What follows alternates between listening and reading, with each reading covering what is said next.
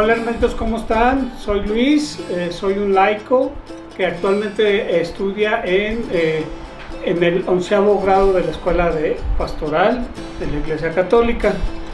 Entonces me surgió una inquietud respecto de compartir ciertas opiniones en cuanto a lo que es la interpretación de la Biblia, ¿sí? Pero para esto antes quiero, pues como es mi primer video, encomendarme al Espíritu Santo para que me ilumine y pueda llegar este mensaje a todos los hermanos, a todos los creyentes y no creyentes, ¿verdad? Entonces voy a hacer esta oración. Padre, te agradezco mucho por esta oportunidad que me das a través de este medio de llegar a muchas más personas, a muchos más hermanos, a los cuales pueda ser de ayuda este video. También quiero pedirte que elimines en mí toda pereza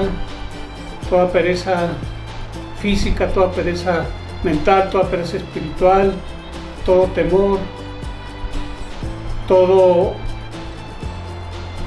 toda hambre de admiración, toda soberbia, toda vanidad. Te lo pido de todo corazón, Padre, y pido que el Espíritu Santo me ilumine. Amén. En nombre del Padre, del Hijo y del Espíritu Santo. Amén. Gracias, hermanitos. Entonces, el tema aquí a tocar es la interpretación de la Biblia, ¿sí? Y me voy a basar en algunos videos que he visto del Padre Toro. El Padre Luis Toro para mí ha sido una guía, porque yo desde antes de verlo ya tenía esa inquietud de externar estas ideas, estas opiniones, y la verdad es que me faltaba esa guía que yo vi en los videos del Padre Luis Toro, ¿verdad? Me quitó toda duda, ¿no? Porque yo tenía dudas si tenía que predicar a los hermanos separados, a los ateos y a cualquier otra persona, ¿verdad? Entonces, en el caso de los videos del Padre Luis Toro, pues me llevaron a hacer estos videos, y quiero agradecer personalmente al Padre Luis Toro, y le agradezco a Dios que lo haya mandado a él, porque realmente necesitamos una persona como él para conocer, primeramente para conocer nuestra fe y para defenderla, ¿verdad? Porque vemos que actualmente muchas personas se están yendo de la Iglesia Católica, ¿verdad? Entonces, me refiero en primer lugar a estos videos. Por ejemplo, cuando yo he visto estos videos donde el Padre Toro debate con los hermanos separados, a pesar de que el Padre Luis Toro les explica a detalle los capítulos y versículos de los diferentes temas que se tratan, yo veo que los hermanos separados no lo escuchan o no lo quieren escuchar, porque ellos no van con la intención de aprender o de analizar lo que les diga el Padre Toro. Ellos van a defender su posición, ¿verdad? Entonces, aquí la pregunta que surge es: ¿quién tiene la interpretación correcta de la Biblia? ¿Sí? Y para saber quién tiene la interpretación correcta de la Biblia, tenemos que determinar primero cuál es la iglesia verdadera, cuál es la iglesia que fundó Cristo, ¿sí? Porque a esa iglesia verdadera, a esa iglesia que fundó Cristo, es a la iglesia que Cristo, Dios Padre, Dios Hijo, Dios Espíritu Santo, les concedió el magisterio de su iglesia, ¿sí? Les concedió el saber interpretar esas escrituras, ¿sí? Entonces, tenemos que determinar cuál es la iglesia legítima, ¿verdad? La que fundó Cristo, ¿sí? Por ejemplo, si yo me pongo a debatir con un cristiano evangélico, yo puedo decir: este versículo se interpreta como blanco. ¿Qué me va a decir el cristiano evangélico? No, ¿qué crees? Que este versículo se interpreta como negro. Ah, pero ¿qué creen? Que si invitamos a un mormón, él también va a diferir y va a decir: no, ¿qué creen? Que esto se interpreta como verde. Y si invitamos a un testigo de Jehová, no, él va a decir que se interpreta como gris. Y si invitamos a un pentecostal, él va a decir que se interpreta como rojo. Entonces cada quien le va a dar la interpretación de acuerdo a lo que le ha enseñado, a lo que le han enseñado sus pastores, de acuerdo a su conveniencia, ¿sí? Porque si ellos llegan a aceptar que la iglesia legítima es la católica, entonces ya no tienen ningún sentido sus grupos religiosos, sus religiones, sus iglesias, sus sectas, como le quieran llamar, ¿verdad? Entonces vamos a comenzar con determinar cuál es la iglesia legítima, cuál es la que fundó Cristo, ¿sí? Y esto viene muy claramente en el versículo de Mateo 16, 18, ¿sí? Entonces ahí dice que Cristo funda una iglesia y dice una. En la actualidad, ¿cuántas iglesias hay? ¿Alguien sabrá del público? Unos dicen que 50,000, otros que 60,000, otros que 80,000, que 100,000, ¿sí? Cuando hay más de una iglesia ya son muchas, aunque sean dos, ya son muchas. Imagínense 50,000 o 100,000 iglesias, cada una defendiendo su posición, cada una interpretando la Biblia a su manera, a su conveniencia, ¿sí? Entonces hay que determinar dentro de toda esa gama de interpretaciones cuál es la correcta, porque la Biblia no tiene diferentes interpretaciones, solamente una interpretación es la correcta, ¿sí? Entonces, en Mateo 16, 18, Cristo se ve muy claramente que funda una iglesia, no 100,000, ¿sí? Ahora, esta iglesia que funda Cristo, la funda en la persona de Pedro, ¿sí? Nombra a su representante Pedro, ¿sí? Por eso le cambió el nombre, tenía un objetivo el cambio de nombre de Simón a Pedro, piedra, ¿sí? Porque en esa piedra funda su iglesia. Ahora bien, esta delegación que le hace Cristo a Pedro lo confirma con la entrega de las llaves del reino, ¿sí? Eso es algo muy importante. ¿Por qué? Porque eso significa que le da toda autoridad a Pedro sobre esa iglesia, ¿sí? Ahora, después le dice que todo lo que ates en la tierra será atado en el cielo y todo lo que desates en la tierra será desatado en el cielo, ¿sí? Confirma una vez más su autoridad, ¿sí? La autoridad que le está dando Cristo a Pedro, ¿sí?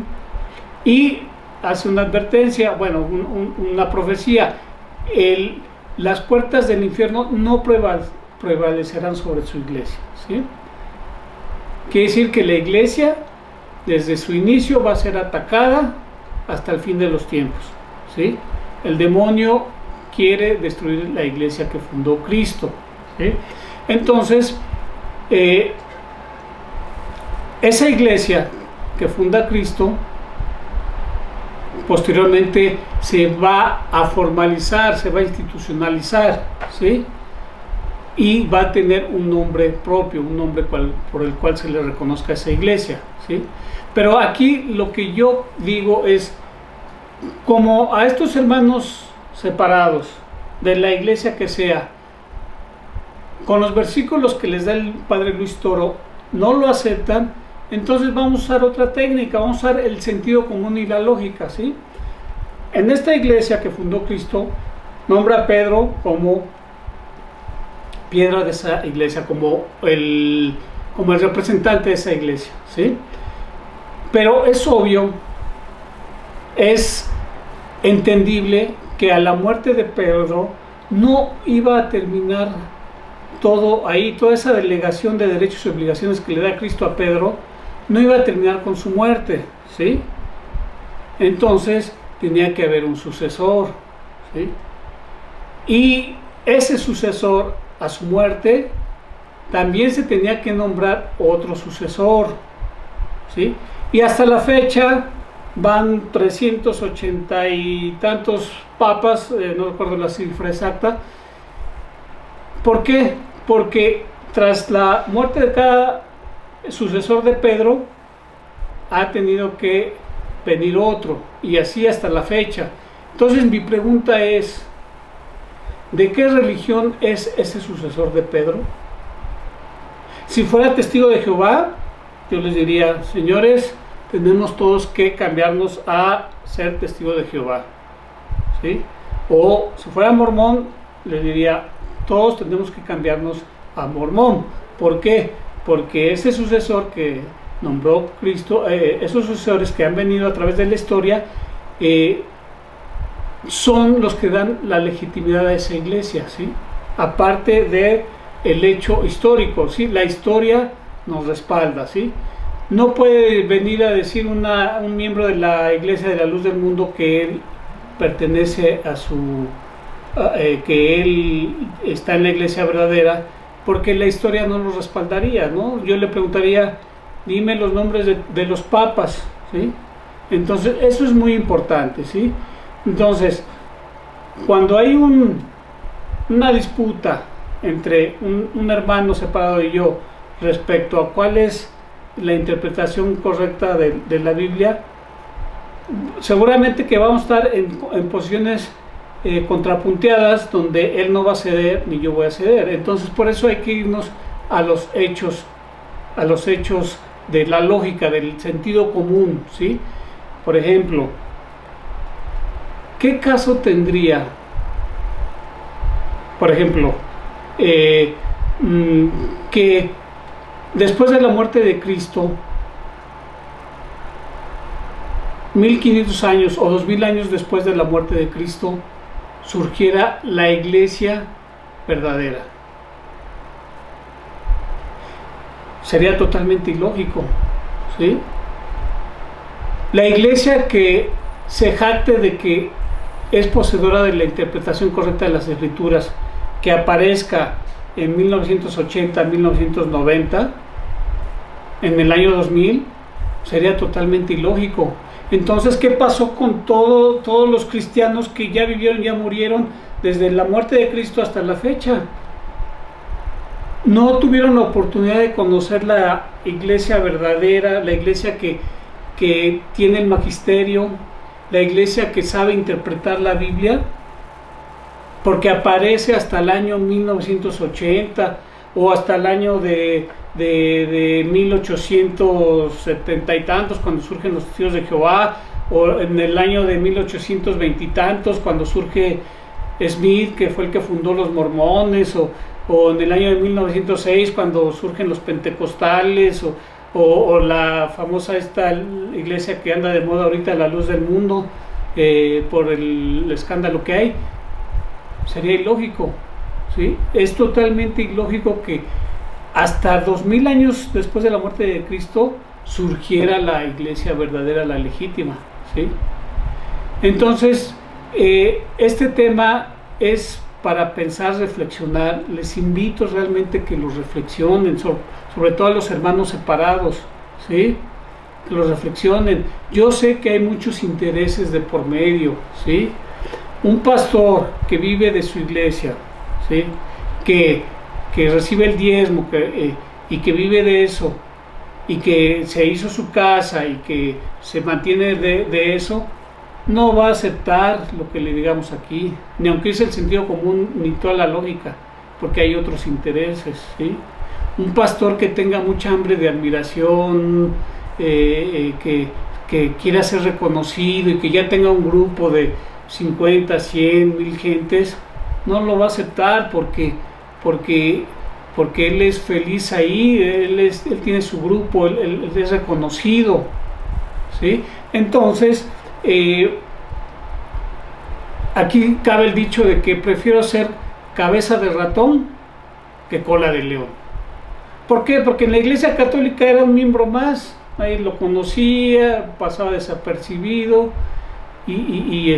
entonces se cambia a un grupo religioso, a otra iglesia, a una secta, donde tiene su propio grupo y es reconocido y se le alimenta el sentido, como dicen los psicólogos, el sentido de pertenencia, el sentido de utilidad.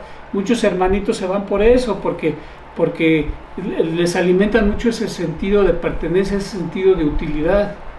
Se sienten útiles, se sienten pertenecidos a un grupo, se sienten reconocidos, se sienten muy a gusto, ¿sí?